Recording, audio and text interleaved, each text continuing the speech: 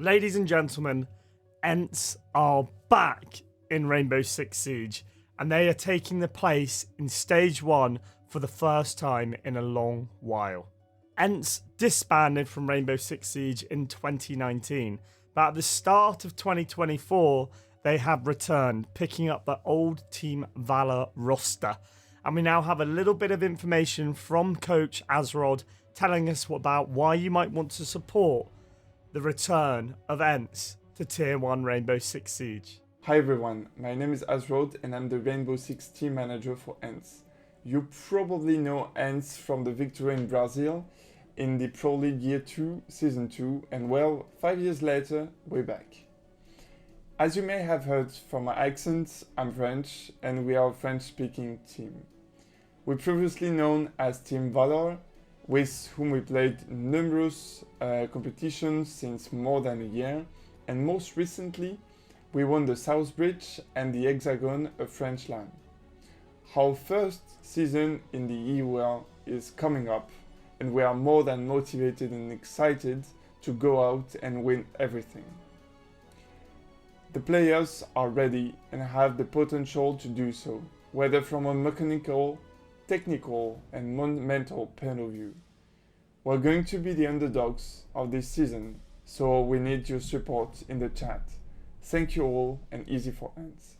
As you heard it from Azrod there, hashtag easy for ENCE. And they will probably be going into this season as the underdogs, as they were a T2 team last season. They have now made that transition into T1, and we can show you how they performed in the South Breach tournament this past few months. So as you can see here, Team Valor did go on to win the off-season tournament of the South Breach.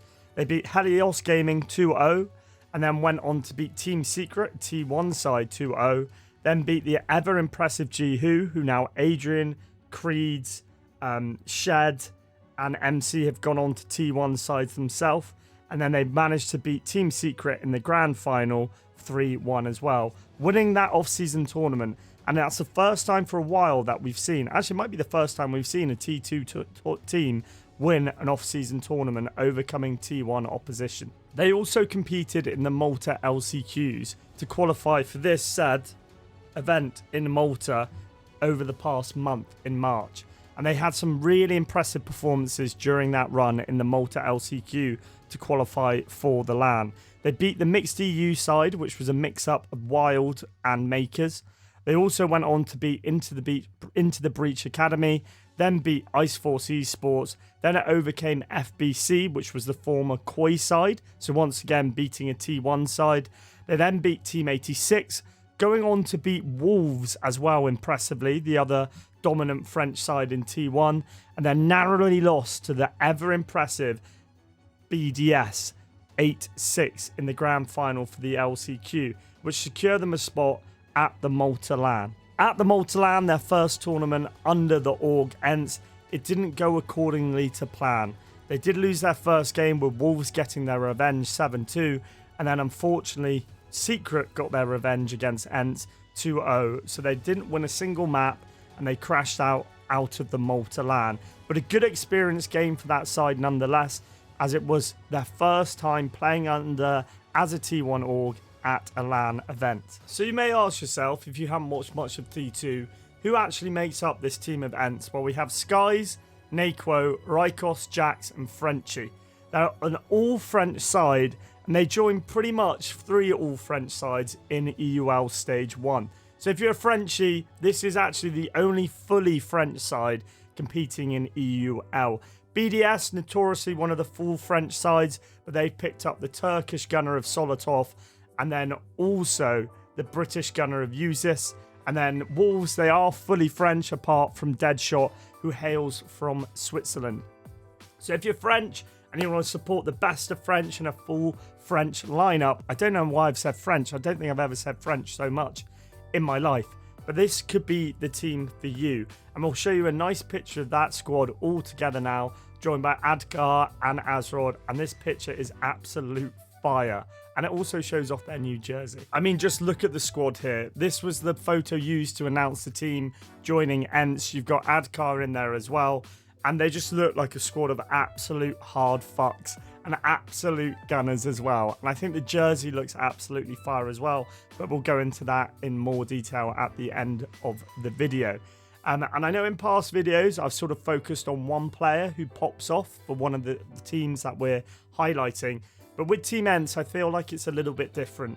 When we saw them performing in the South Breach, every single player went big when they were needed. So I'm not necessarily going to highlight one player, but we are going to look at 2 clips from 2 players for Team ENCE, previously Team Valor, performing in the South Breach. It's an insane 4K coming out from Frenchie, and then Rykos with an insane clutch, both against Team Secret in the same map. And I mean, if you can pull this off twice in the same map, why can't you do this anytime? Do you know what I mean? And this is why I'm so hugely excited to see how ENCE will perform in this coming EUL Stage 1. À 20 secondes de la fin, l'ouverture va continuer à se faire, peut-être avec les Kairos. C'est la trappe qui est ouverte, me semble-t-il. On tient des positions étendues et surtout Rykos va découper la tête d'Oscar, repartir sur le sous-sol. Et il va falloir tenir tout seul du côté de Frenchie pendant un petit moment. Il va tenir une fois, il n'a pas vu le joueur au niveau du trophée, il se retourne Frenchie, il les découpe tous, pas de problème, une Alda 80 balles, il est le roi, il est chez lui. Il ne reste donc plus que Rykos. Un joueur au niveau du couloir.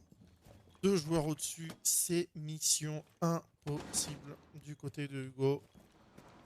Il devrait s'incliner d'ici quelques secondes. Il va quand même aller récupérer le premier à 15 secondes de la fin. Il sait qu'il en a vraiment juste au-dessus de lui. Il va quand même aller tenter la plante. On devrait lui drop dessus. On devrait lui drop dessus. On devrait lui drop dessus. On va lui drop dessus, mais il va quand même s'offrir une plante. À 3 secondes de la fin.